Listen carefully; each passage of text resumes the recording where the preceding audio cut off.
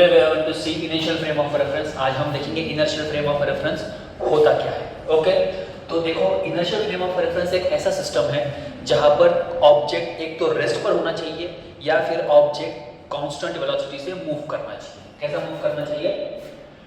अगर आप देखो तो कांस्टेंट वेलोसिटी, ठीक है। अच्छा, अब बहुत सारे बच्चों को पता होगा जनरली अगर वेलोसिटी कांस्टेंट होती है इसका मतलब आपका एक्सेलरेशन क्या होता है? जीरो होता है। ओके, और इनर्शियल फ्रेम ऑफ रेफरेंस के लिए हमेशा आपका एक्सेलरेशन जीरो होना चाहिए। ओके, अब यहाँ पर देखो एक आपको इमेज दिख रही है। इमेज में अगर आप देखोगे तो यहाँ पर एक ऑब्जेक्ट है, वो आगे की तरफ मूव कर रहा है। ओके, और उसके अंदर एक लड़का खड़ा है।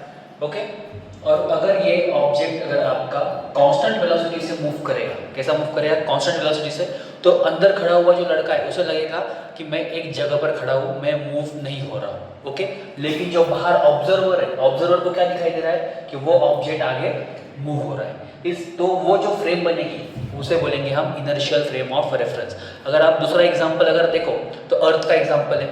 अर्थ रोटेट करती है अपने एक्सिस के अराउंड, बराबर। अगर जब वो अपना अर्थ एक्सिस के अराउंड रोटेट करता है तो हम यहाँ पर खड़े हैं, हमें ऐसा कोई महसूस हो रहा है क्या कि अर्थ रोटेट कर रहा है? नहीं महसूस होता है। क्यों महसूस नहीं हो रहा है? क्योंकि हमारा जो अर्थ है वो कांस्टेंट वेलोसिटी से मूव कर रहा है। ओके, और मतलब एक्सेलरेशन क्या है वहाँ पर? जीरो।